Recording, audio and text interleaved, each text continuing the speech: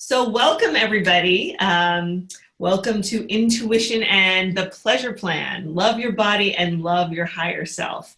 I'm Kim Chestney and this is the lovely Marla Mervis-Hartmann live from Topanga, California, where the weather is beautiful. We're going coast to coast today. We've got East Coast, West Coast, cold, warm, got the yin yang going on. So this event it's a special event, part of Intuition Lab. We're in the middle of a 6-week inner retreat to master intuition and align and awaken with our purpose. So this is one of the really amazing guest teachers that we have brought into the class to talk about different ways that we can apply intuition practically to the different facets of our life. So we're so excited to be talking with Marla today about intuition and our well-being. Like, how does our intuition inform us about making the right health choices, or how do we use our inner wisdom to heal and live healthier lives? All of these questions are we're going to dive into with Marla in a second. But first, I want to introduce Tori Query, who's going to give everybody a little tech overview in case this is your first time using an online platform. Yes. Hi, everyone. I am Tori. So nice to have you guys here for this topic. Want to give you guys just a quick tutorial with Zoom so that you don't feel like a deer in the headlights and that you can still engage in the conversation with Marla, with Kim. So you can see on the bottom of your screen that there's a chat box. Click on that box and it'll pop up on the right hand side, is a list of names and a little box for you to type your message into. If you have a question you want to ask the whole group, you ask it to all panelists and attendees. If you're having a technical issue that you need to bring to my attention, click on that little blue button and just hit all panelists. It'll go to me, Kim, and Marla, but I'll be the one to respond and help you with any technical difficulty that you may have. Know that any questions that you put in the chat box will be addressed at some point. I might periodically interrupt Marla with relevant questions, but just know that all of your questions will be answered no matter what you ask. Hopefully she can answer them all for you. I'm sure she will. But that's it for all the technical stuff. Please let me know if I can help you in any way. Thanks, Tori. Awesome. Thanks for all your help. Yeah, we've got some people in the chat box there. Gwen saying hello from Granada, so that's awesome.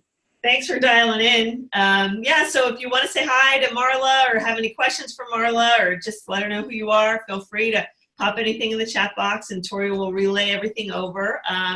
With that, I think we're going to get started. Let's dive right in. Now, if you don't know Marla, you definitely should. She is an amazing teacher and she's got a great philosophy. She's going to talk with us about it today. And she's actually launching her online course tomorrow. So if you end up liking it, there's still time to get in, but fast. So Marla, welcome. And we're so happy to have you. Why don't you just get things rolling? Yeah, let's do it. Okay, so we are talking today about our bodies. And we're talking about tapping into the intuition in the inner knowing of our body. And so we don't want to just think about our body. We want to connect to our body. And we're going to talk about this more. And we need to trust our body. So in order to do that, we need to be in our body. So before I like to do anything, I like to get the body moving. So we're going to, if you can, I want you to, and do this in whatever way is right for you. If you're like in the car, go ahead and shake your body, whatever. But ideally, you're going to stand up and see you can move wherever. I want you to bend your legs. Take a nice deep breath, kind of bounce here for a second. Go ahead and close your eyes. Feel your feet rooting down into the earth. Yeah, really feel those feet, spread those toes, bend those knees.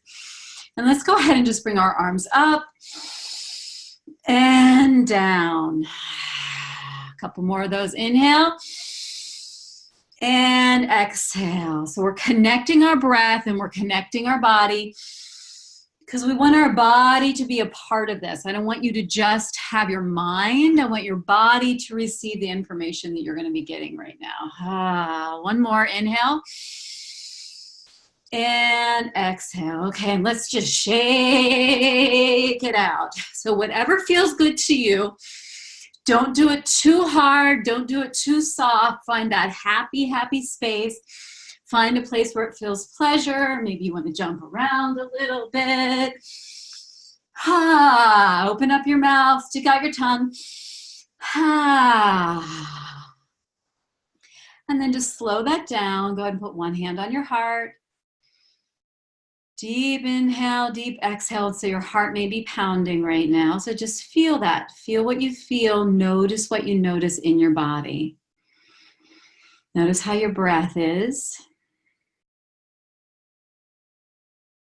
And then let's sit, if you're not already. And let's go ahead and close our eyes. Let's just drop into ourselves. Now that the body is activated, I want you to just go inward. I want you to close your eyes. Maybe put one hand on your heart, maybe one hand on your belly. And just let your breath find your body and your body find your breath. So we're here about intuition, right? So when the mind is super active, we really often aren't able to access that small little voice. As my 5-year-old son says, listen to the little voice. And so we have to quiet those other loud, judgmental voices. And we can do that by just simply connecting to our breath, connecting to our body, softening your jaw, softening your pelvis, letting your toes relax, letting your lower back soften. And then I want you to get really clear on your intention. Why are you here? What are you here to learn? What are you wanting to take from this? What do you want to receive from me? What information? What do you want to let go of? What needs to be touched upon, connected to? Get really clear on that. This space, the space that we're creating together, is a vortex. We're coming together for you. So I want you to get really clear on your intention for your body, for your being. So once you have that intention, go ahead and just breathe into it. Feel that intention go through your body to your outer limbs, to your fingertips, down to your toes, and spreading out, connecting. Deep inhale, that intention. And exhale. And my intention, you can go ahead and just gently open your eyes. My intention for this time together is that you leave with practical tools on how to connect to yourself, how to really listen to how you're feeling, what your body wants, as far as food, is how it wants to move, how you take care of yourself, how you talk to yourself. And a deeper intention of mine is that wherever you are right now, I want you feeling at least a little bit better, if not like skyrocketed, feeling really in an empowered place with yourself, really empowered. So that's my intention for you all. If you want to, we're not going to read them all right now out loud, but if you want to type in your intention, sometimes that's really good to have it be witnessed and to type it out. Go ahead and put your intention in the chat. We're not going to read them all. I'll go through and look at them later, or we can read each other's, and that's really sometimes really, really helpful. Okay, so let's go ahead and just dive in. So I just want to tell you a little bit about me. So maybe you did a little research on me, or maybe some of you already know me. Maybe some of my peeps are here too. But I'm actually from Pennsylvania. I'm in Los Angeles now. I'm from Katanning. And my relationship with my body and my food has been very tumultuous and very dysfunctional for most of my life. I started tracking my food when I was about 10 years old.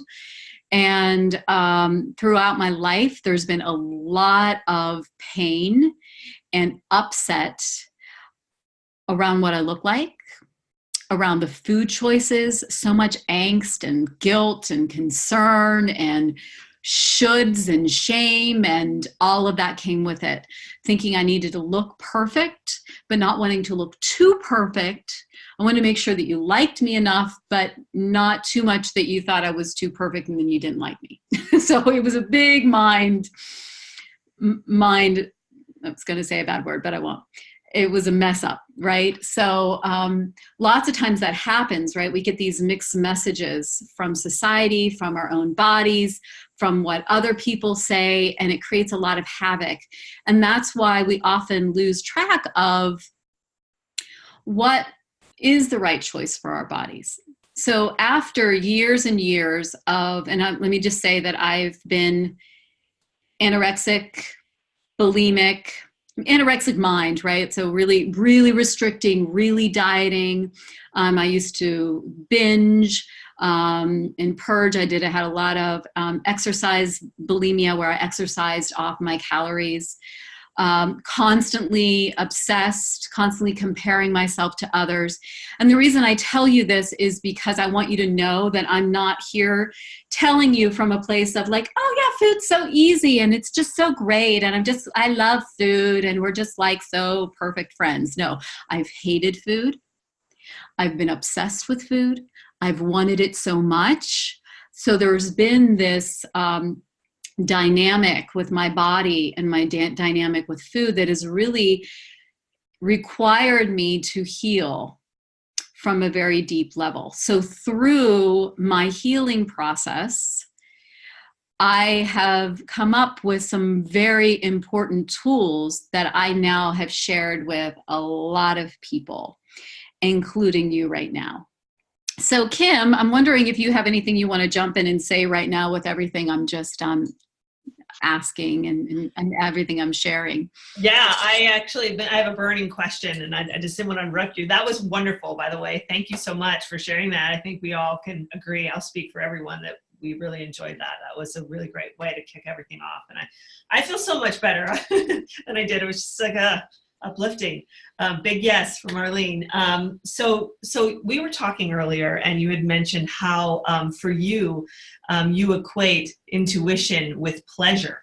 And, the name of your course is the Pleasure Plan. Can you just kind of let us know, like, I'm so fascinated with that concept and how that works. Yeah. So let's dive into this. Let's really explore this. And this is something I really want you all to leave here kind of really understanding and being able to use this as a tool for yourself. So I'm kind of sharing with you kind of my depths of despair.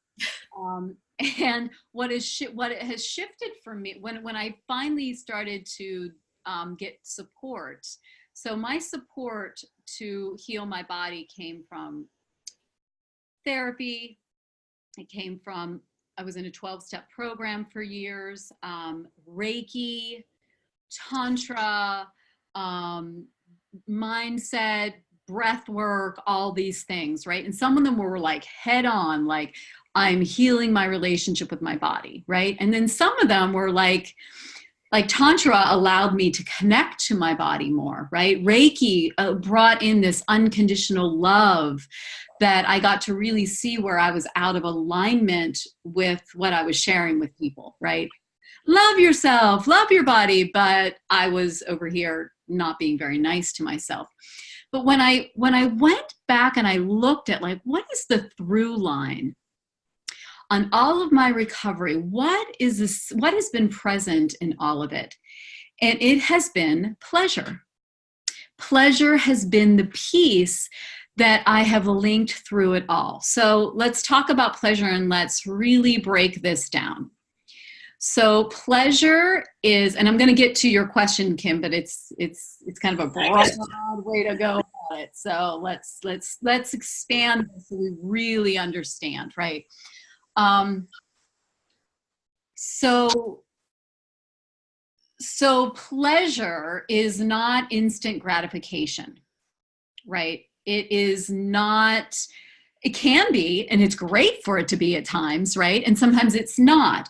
Pleasure, when I think about pleasure, it is that deep listening to our body that lets us know we are on the right track. That, my dear friends, is our intuition. Mm-hmm. Go in and we like, oh, what is this choice? Oh, it may not even feel good right? I mean, it's like pleasure, yes, pleasure, but I'm not talking about instant gratification pleasure. I'm talking about the pleasure that we get to receive, right? And intuition does that too. Intuition says, this is the right choice for you. And we're like, oh God, really? This is the right choice? Are you kidding me? Right? But we know in our gut, we know in our being that it is the right choice. So yeah, I wanted to just jump in on that real quick because one of the things that we were talking about in class was how it's really aligned with that, and that intuition, you know that intuition is guiding you towards your, through your passions and the things that you do, because the feeling that you get through it is good. Like you feel uplifted, you feel like you're growing, you feel like you're evolving, right? It's that refreshing, soul deepening experience that you get when your intuition is pushing you towards something. Now, when you don't listen to your intuition, how do you feel? Like you start feeling like bad and depressed and things that like aren't pleasurable, right? So it really does tie together.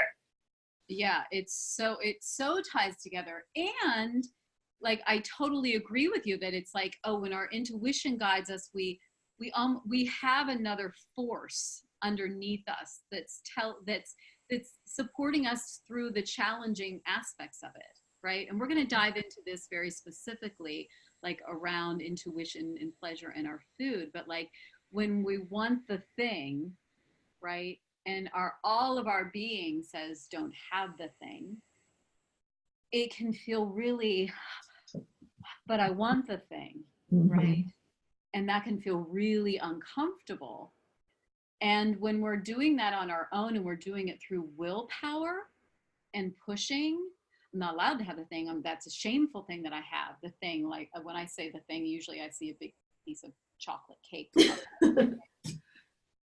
Which we're going to get into all of that in a second. But like, it's really like when we're not using our willpower and we're actually using our inner power and our inner guidance, we don't have to push and pull ourselves so much. And we don't have to have the shame that gets attached to all of that. And that shame is what really can catapult us out of using our intuition. And it catapults us into society's view of what our bodies are supposed to look like, or what we're supposed to look like, or what our food is supposed to look like, or how we're supposed to eat, move our bodies. We get other people's voices rather than our own intuitive voices. And I'd really like to compare that to pleasure and then the no pain, no gain mentality. So the no pain, no gain mentality is that mentality that is telling us we have to struggle, we have to restrict, we have to really beat ourselves up in order to really get anything, get the job that we want, get the relationship that we want, and in this example, get the body that we want. Like we don't deserve the body unless we're beating ourselves and we're really going to the gym and we're white knuckling our food, and then we're going to get the body that we want. That's the pain aspect. And that pain, like I said, is pulling us away from our intuitive, connective power source into other voices that are pulling us off center. And then we wonder why we feel like crap. And then we wonder why we end up overeating or getting ourselves off track. It's because we never were on track. This is on track. Here, no pain, no gain is not in our source. This is where source is being activated, right? Oh, you're on mute. Sorry, my dog was barking. So it's like, well, like anything else, when you're aligned with your intuition, you have to get out of your head, right? So we got to get out of our head with all this food stuff and eating stuff, right? And stop trying to get on this specific track and kind of go with our intuition and get aligned from within. Yes. And not only do we need to get aligned from within, as far as we need to stay connected, right? We need to know who we are so we know what is right for us. So what I really have found is, and did we have a question, Tori? I feel like maybe there was a question there specifically about this. How are we supposed to socialize? how are we supposed to socialize? Do you mean like how are we supposed to deal with society's views? Is that what you're meaning? That's Gwen. I mean, like, exactly, how are we supposed to socialize? Like, how do you eat? How do you go out and eat and do stuff? Yeah. Yeah. You know, oh my gosh, I have so many things to say about that, and so many tools that may pull us off a little bit, but I feel like it's in the inner moments when, like, I choose not to drink, but so many people push you to do it. People push, yeah. And so that's where this intuitive work that we're doing is about our own inner journey, right? And what I find with any practice is that we have to build our muscle and build our muscle and build our muscle. And then after we've built that muscle, then we can maybe bring someone in. Their reflection tells us how big our muscle we've actually built up, right? It's like I always feel like I'm doing so good, and then I go back and visit my family. I'm like, oh, I still have so much work to do. It's almost that sort of experience, Gwen, where it's like we really need to. And the other thing about that is your own belief systems around what you're doing and what they need you to do and how much. And that's where we get, like I was saying, we get pulled off of our intuition, is when we feel like other people's ideas and thoughts are ours. And that's where this work with Kim is so powerful and so important, right? Is for you to really align with your own voice. Now let's talk a little bit more about pleasure, intuition, and how we actually do that. So what often happens if you're struggling with your food and you're struggling with your body is that there's not the connection to the body. There's a disconnection. There's a not trusting the body.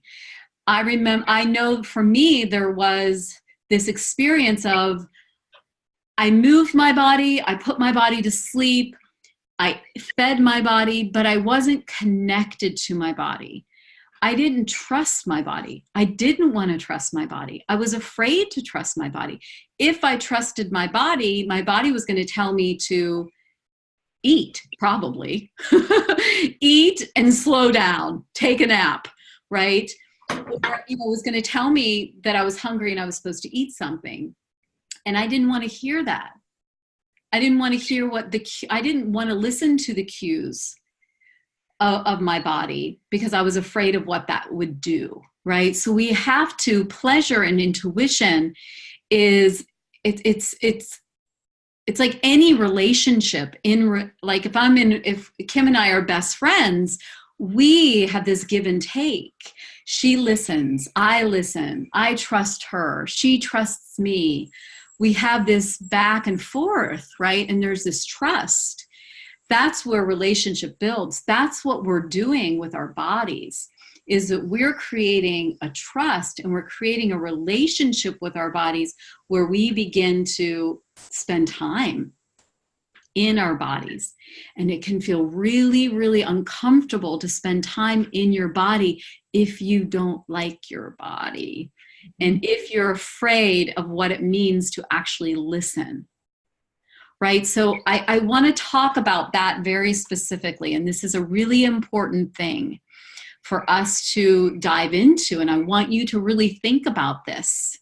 It's, if you were to listen to your body, if you were to allow yourself to connect to your body, listen to your body, listen to your intuition, listen to the cues of your body telling you to exercise, to not exercise, to eat something, to not eat something. We have to really identify what the fear is. What is the fear that's keeping you from listening? What's the fear?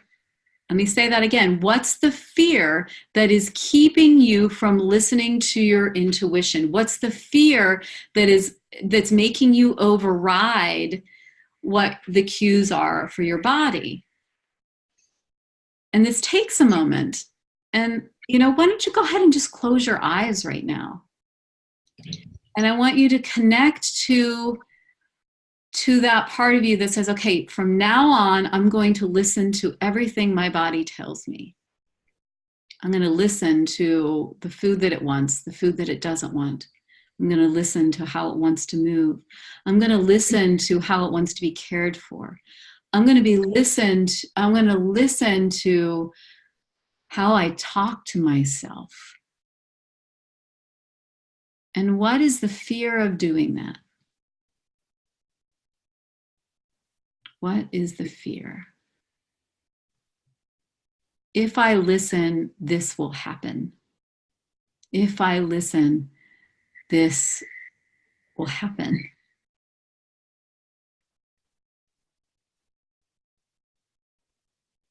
So go ahead and put in the chat some of your fears if anything came up. And maybe you didn't connect to that right in this moment, but this is an important piece to this. And why it's so important is that if we don't address where the fear is, then we still have that part of us that is wanting to take us off track. So for me, my fear of missing out, totally. My fear is if I listen to what my body wants, I will gain weight. If I listen to what my body wants, I will accept my body, and then I'll end up being fat and no one will love me anymore. Because I've done a lot of work on this, my deep core thing was I will be left and I will not be loved. And that's what often it comes down to, right? Is like the need to be, change will happen. Yes. I think I saw something about fear of husband will be more attracted to me. Fear of missing out. Yeah. These are all really big. Fear. I've been inner angry at him. Yeah. I'm afraid of hearing I have to do something that I will fail at, restrict what I eat or exercise. Yeah. Those are all so important. See, we have to know what that fear is, and we have to, in my experience, we need to go in and love that part of ourselves up really big time. This is not the moment to pull ourselves away and override that fear and say, snap out of it, or that's not true. There's a deep part of us that really believes that that's true. So, for me, I do a lot of inner child work, and I just go in and I'm just love that part of me. You're going to be okay. You're safe. And it's even in the moment, you're safe to choose to eat something right now. It's safe to choose to, listen to your body right now, like in the moment, right? We need to take it moment by moment. Kim, I feel like you're itching to say something. Actually, I really apologize, but I'm about ready to sneeze. So I was gonna pause myself. I'm having an allergy attack right now. So I'll be back. I'll be right back. Yeah. So the important thing is for us to really be with that part of ourselves and slow it down. Old ideas born of experience, fear of starving. Yes. Yes. I so acknowledge each of you for really allowing yourself to feel that fear, and not only feel that fear, but have it be seen, because the fear can hold a lot of shame. And when we're in shame, nothing good comes from shame, right? Nothing good comes from that. And when we allow each other to hold that for each other, like I hold that for you all, it's not an easy thing. And so I really appreciate everyone being so honest right here. And so that's what we're up against. When we're looking at our intuition, when we're looking at connecting to our bodies and into pleasure, that's where we have to ride that line. So I want to share. Kim, do you have something to say before I dive into something else? I love all that. I just, I think that is so true. And I'm just curious, and it's kind of a little bit of a pivot, but can any of this stuff pivot into issues surrounding like chronic pain or chronic illness that's not just eating, but that's also issues where we aren't comfortable in our bodies, or we're dealing with frustration with our energy flow? Yes, I think it definitely can, because what happens, and I know this, I think we all have had this experience, and I've definitely had a lot of chronic pain and a lot of issues with energy crashing and like, why me? What the hell is happening? And this is and that anger at our bodies can show up not just on what our bodies look like, but it actually shows up into how our body performs, meaning like, I can't show up for my life because my body has chronic pain. And what we often do is we then hate that part of ourselves, the part of ourselves that is making us crash, or the part of ourselves that has so much pain, and we almost detach from it because we're angry at it.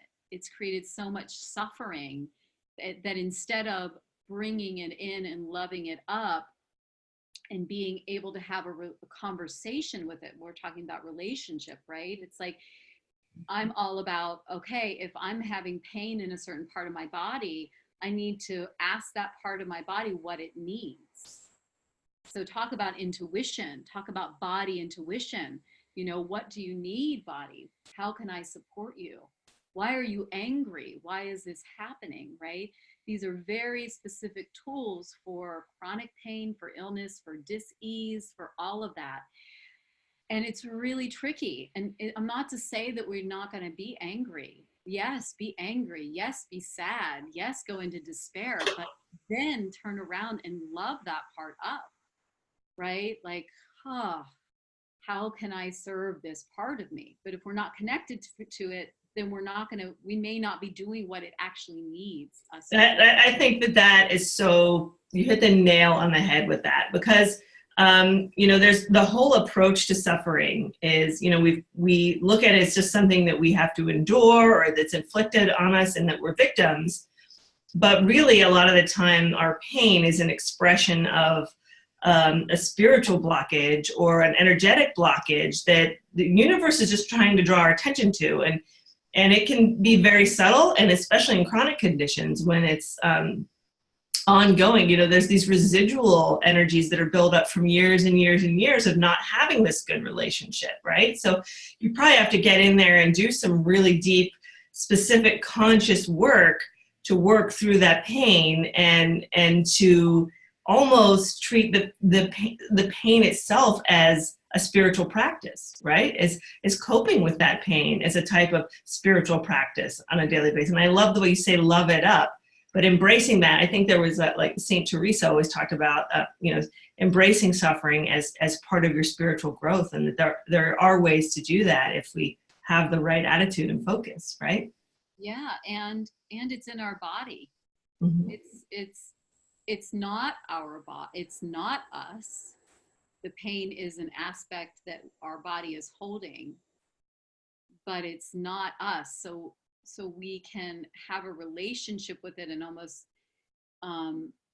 lovingly detach from it, not detach and push it away and be angry at it, but have this sort of like, why are you here? And how can I serve you so that we can actually have the life that we want, right? Mm-hmm. Yep. That's a really big piece. That is finding pleasure in an aspect of pain. That is allowing our intuition, our body, because that pain, that issue has its own, it has information. It has its own intuitive thoughts. Mm. It has its own intuitive information for us. So we can really slow that down and be with it in that way. And this is what we really want to think of, like when Kim is teaching you about intuition, is that it's really so specific and so that voice, and then it's so expansive, right? We're talking about it as pleasure. We're talking about like, my toe has intuitive thoughts for me, Mm-hmm. or my suffering has intuitive thoughts for me, right? Mm-hmm. There's the micro and the macro. Mm. Yes. Yeah. Thank you. That's great. Yeah. So what I would like to do right now is I would like to give you very practical tips and tools on how you can use pleasure in your relationship with, we're going to dive into food. Okay. So I want you to think about your relationship with food and think about where there's that angst, right? There's that pain aspect. And I want to tell you a little bit about my experience, and what has been really important for me is to really look at my belief structures. We really need to look at our beliefs around food. How do we feel about it? Where is the shame on it? Where is the guilt? How do we use food? How do we neglect food? How do we push it away? How do we, all of that, like what are we actually allowing in? Society's views, our own views. It's really important to break that down, the belief structure. So let's look at, I'll just give an example of my relationship with chocolate cake. Chocolate cake, chocolate icing, oh my gosh. My thought is that I love chocolate so much, and it is so, like, I love it so much, and I'm so obsessed with it that I can't control myself around it. Like I love it so much. It's just so pleasurable to me. But when I've looked back on my relationship to chocolate cake or chocolate ice cream or whatever, there has been so much angst around it. There's been that, do I eat it? Do I not eat it? If I eat it, do I have time to work it off later? Can I get rid of it later? How am I going to get it? Is it going to be the right kind? Does it have too much sugar in it? What is so-and-so going to say about that? How am I going to feel? There was so much negative energy around this piece of chocolate cake that I didn't have the pleasure of it. So when I finally came to the piece of chocolate cake, I wasn't present. I wasn't in my body. I was in such a pain point that what would happen is I would eat it really quickly and get it over with because I was afraid of it. There was fear of it. So I would eat it so quickly that then I would need more because I didn't actually taste it. So I would eat it so quickly, I would then eat more. And then I ate more. And then I had shame that I ate more. And so in order to help me with the shame of it, I would eat even more because I'm like, screw it. And I have to console myself. And the chocolate cake is right here and it'll console me. So I took this pleasurable experience of chocolate cake, which I thought was because I was so in love with it and I liked it so much. But really, there was nothing pleasurable about it. There was so much pain attached to it. So how do we do that then? How do we have this relationship with it? So in my experience, and I'll just tell you what I've had to do, and I'm very transparent about all of it. So if you have any questions about anything, I'm totally open. Just want you to know. I, for years, did not eat any recreational sugar. I didn't eat any chocolate. I didn't have any desserts because I was such an alcoholic brain around it that it consumed my life. It robbed me of my life. I was always thinking about when I'm going to get it, how am I going to get rid of it? And so for years I stopped eating it because that was pleasure for me. It gave me my life back. So that was a very conscious, pleasurable choice to remove this. Now, I have since brought that back with a vengeance, and I'm very happy about it because I got to heal that angst. I got to heal all of those beliefs around it. All of my beliefs and pain around it have dissolved. And now I can show up to the piece of chocolate cake with more pleasure. And so when we slow down, that's the first step in pleasure, in listening, is actually slowing down. And one of my mentors has said to me, don't eat it if you have to. Eat it if you can take it or leave it. It's that charge that makes us override ourselves. I really need it. That sort of thing, right? That pushes us out, right? It's like if you can take it or leave it, then you can have it. If it's too charged, then it may be not the right moment, right? I may be skipping ahead, but there's also that experience of like, if I'm in a very vulnerable situation, or like I'm feeling really emotional, there may be times where I'm like, you know what? I can't show up to cake and ice cream and this thing and this thing. Like I know my body and my being so much that I'm going to listen and be like, it's not that situation isn't for me. If I'm clear, if I'm aligned, I can go into that fire, I can eat it, I can feel good about myself, right? So it's not, I just want to say that this what we're talking about is it's building a muscle, and it's not thinking that we're healed like that. We're really listening. We're listening like, what does my body want right now? What does my body want in the morning? What does it want in the afternoon, right? So the first thing is slowing down. And when we slow down, we can actually eat our food slower, and we can actually listen to what our body wants, right? Now, I'm still working on that one. That slowing down thing. I think I've been so used to just like, just eating very quickly, right? But even in that, for me, I just want to say, like, even in my experience of telling you all right now, like I still eat too fast, I don't have shame about that. And that's a big piece. Who cares? I eat too fast. And that has nothing to do with my self-worth. Eating those 3 pieces of chocolate cake that I was talking about earlier, that was my self-worth. I ate those 3 pieces of chocolate cake and there's something wrong with me. Now I can sit down and eat too much chocolate cake and it doesn't matter. It has nothing to do with who I am and my worthiness as a human being, as a woman. And see, that's where we can get kicked off and out of connection to our bodies, is that we're not listening. We're listening to another voice that says, if I do this, then I'm wrong, right? Do you have anything to say about this, Kim? Is this making sense? Yeah, okay, great. So we really want to slow down. We want to look at our relationship to it, our belief structures about our food. And we want to lean into what feels safe for me right now.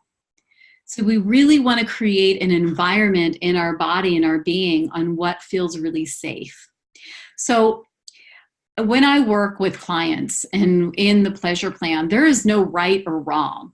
Like this, I was working with this woman and she was like, I just want my food to be okay today. I just want to have a good day. I'm like, you know what? Excuse my language, but you can't fuck it up.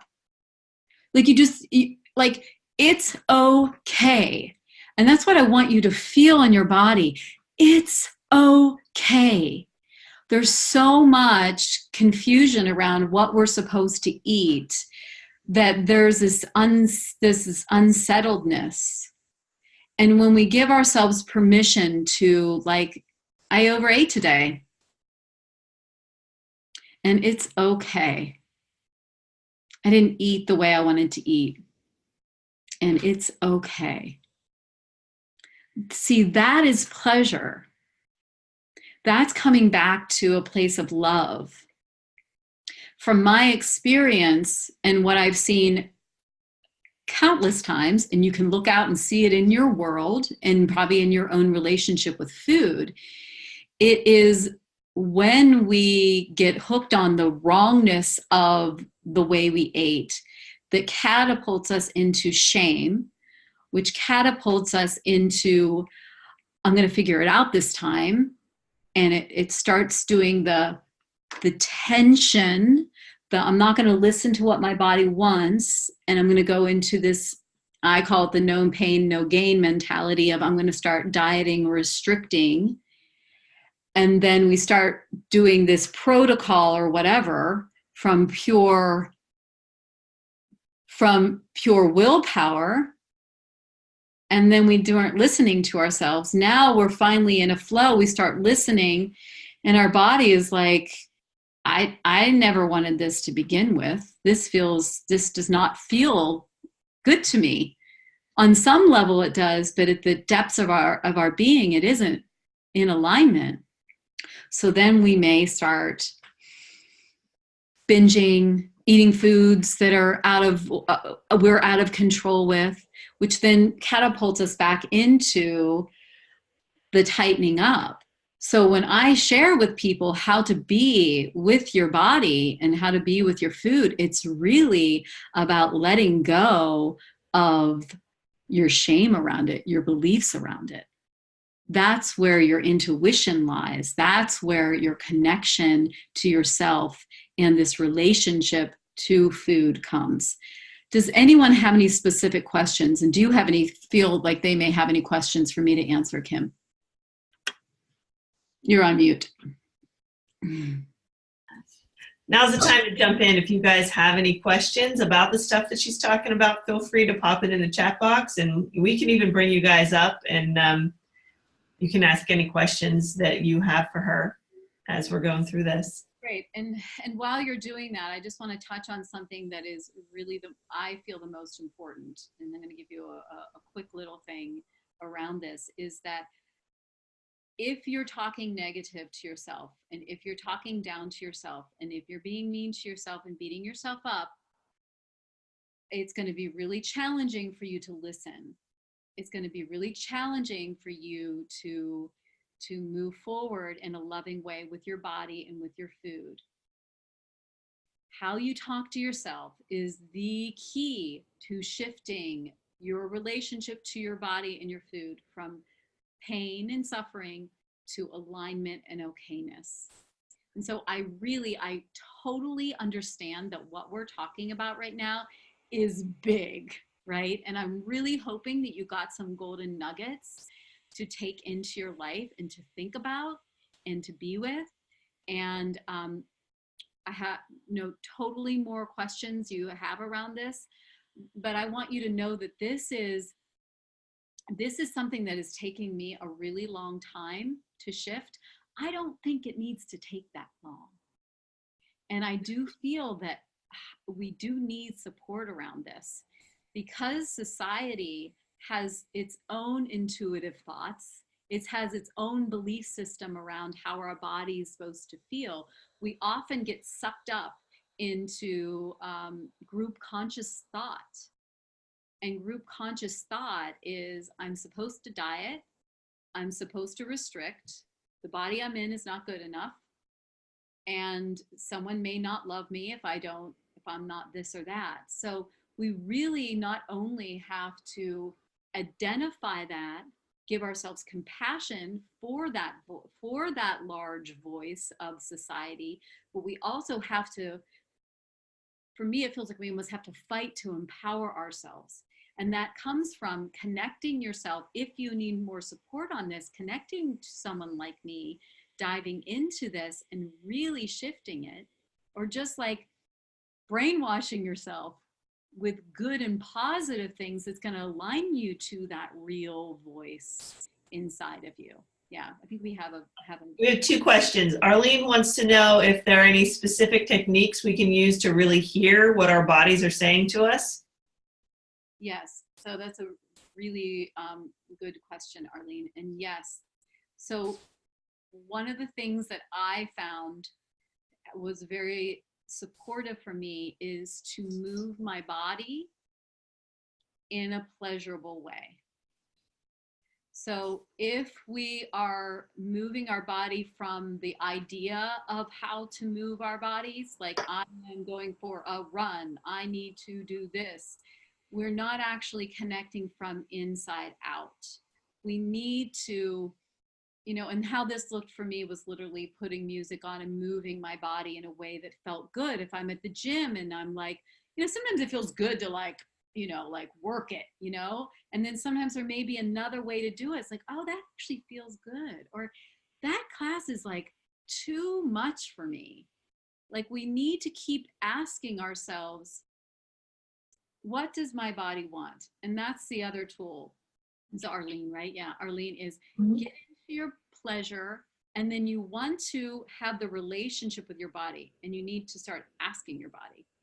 You're not going to know what it wants if you're not asking it. So you have to ask it so then you can listen, right?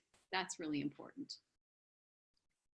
Let's see, what else do we have? Okay, so the next one up we have here was Vanita is asking, she has pain in her upper back from being on the computer. She's going to yoga class, nature walks, and meditating. What do you suggest? What do you suggest? What do you suggest? What does your body want?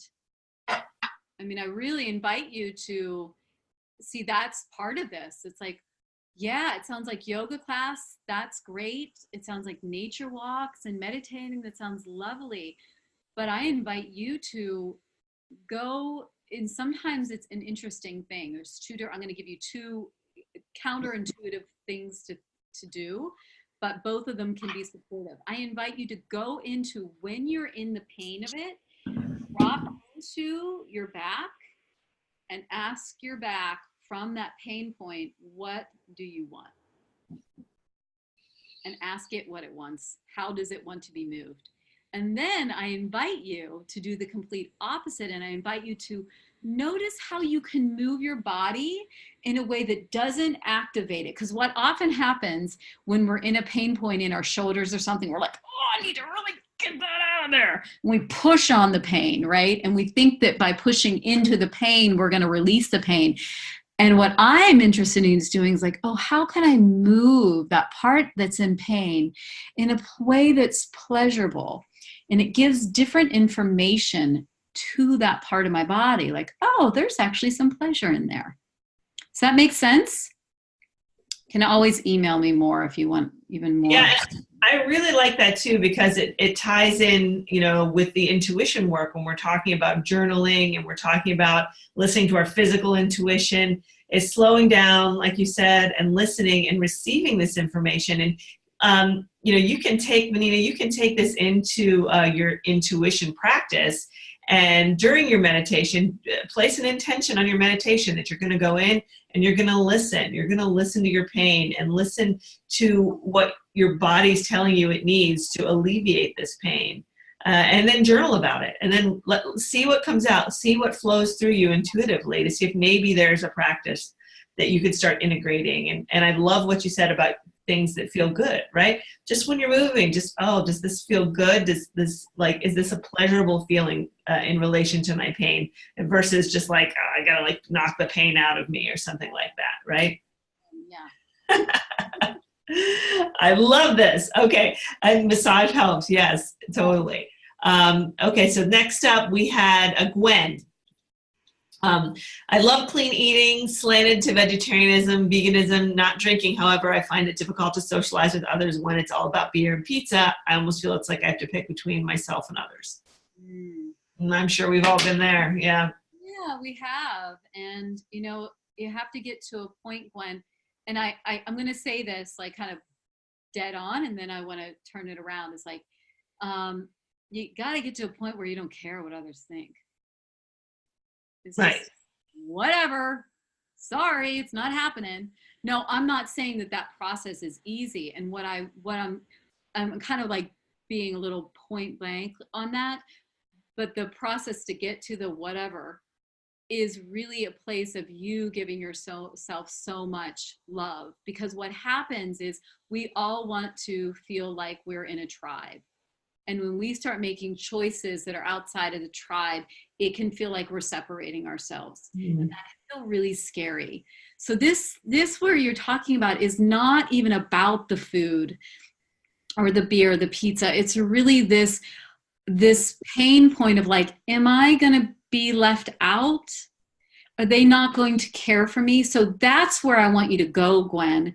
It doesn't matter about the food. It is like your feeling of being uncomfortable with being a little bit different. And how can you love yourself in that experience? How can you get to a point where they may feel a little bit different, but you're not pulling yourself back? Because that's often what we do. We're like, oh, well, they do this and I don't want to do that. So then we separate ourselves. but how can you stay, and takes some time too, how can you stay engaged, right? That's what I found is like, yep, I eat very clean, and I have a lot of different things, and I stay now engaged where there's a lot of different foods. I'm just not involved in it, and I'm okay with it. And some other people may be triggered by it, but it's okay. I understand why they're triggered, because I used to be really triggered too when someone did something different with their food, and I'd be like, what are they doing? What are they doing? Right? So hopefully that was helpful and that makes sense. Yeah, that was great. So Mel's saying she feels like she needs constant reminders to check in because she spent much of her life ignoring her needs, let alone her wants. Yeah. Well, that's why it's important to be doing, this program with Kim. If you need more support, you want to jump into the pleasure plan or have a conversation with me, any of you are welcome to email me and we can have a conversation. Totally complimentary if you want to talk a little bit more about this. But the thing is like, we do need constant reminders, right? We do when we are not in the discipline, and anytime we're bringing in a new practice, sometimes I would put little reminders on my phone, to connect in with my body, or, the reminder of, prosperity or whatever it is. I totally agree with you. We got to have a pattern interrupt. Great. Yeah, that's so true. All those little things, even like creating a vision board, that sounds silly. It's one of the things that I've worked with, right? Is you just have that there, and it's that positive thing that you put your energy on and to remind you and empower you of what you want to manifest around you. Yes. So yeah, that was great. So Stephanie says, due to weight and illness, I've been in a dieting and binging mode for years. I'm tired of being afraid of eating. Connecting to myself to see what I want to eat causes such anxiety. Any suggestions of how to love through this? Oh, Stephanie. Sending you so much love. Yeah, I get it. It's so scary to think that we're actually going to be in a place where we're going to listen to what our body wants. And I really invite you to really chunk it down. I want you to think about it not in like for your life, and now you're all of a sudden you're going to have to listen to your body all the time. And I invite you to think about like, and you can even do this like in meditation, or do this, with some of the intuitive exercises that Kim is giving you. Is like, what would my life be like if I listened to what my body wanted? And you are going to definitely have some fear and anxiety come up, but you don't have to bring that anxiety into your food. I want you to separate yourself from it and have the idea of it. Like right now, you're like, it's bringing up so much anxiety, right? So allow yourself to feel that anxiety. Sometimes feeling that anxiety and letting it go can help, right? And then I want you to slow it down and think about it like, this meal, what would it feel like if this snack I chose to listen to what my body wanted, right? And Stephanie, this is where you are and what's going on. I would highly suggest you get some more support on this, because what I'm sharing with you is just a little bit, because there's usually, what I find is the weight and the diet binging, there's always something underneath it. And it often has nothing to do with the food. Like 99.9%, it has nothing to do with the food, right? But it's the food holds so much weight, and I get it. There's so much anxiety. So I want you to separate yourself. I want you to do some journaling around it. What would my life be like if I listened to what my body wanted? What is my fears around it? Write it all out. Allow yourself to feel it.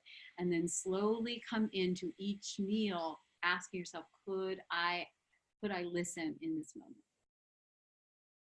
Yes. That's great. Awesome. So any other questions, you guys? We got some good comments.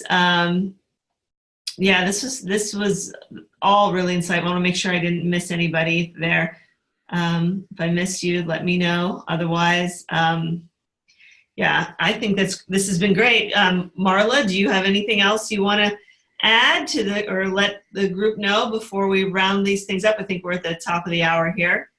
I feel like I wish I had 5 more hours with you all. So much. Just like skimming the surface, right? And there's so much to think about, right? There's so many seeds that are planted, so many different ways to be with your body. So much, and really I want you to leave with this is like, I want you to know you have permission to listen. I want you to know that you have permission to like and love the body that you're in right now. Like that's really important. Permission to be okay in the body that you are right now. So like I said, please reach out to me. Maybe Kim can give me your emails and I can send you all a little follow-up. That would be great, just to keep in touch with you all. And if you're, if you want to jump in with me, the pleasure plan starts soon. So we can do that. Yeah.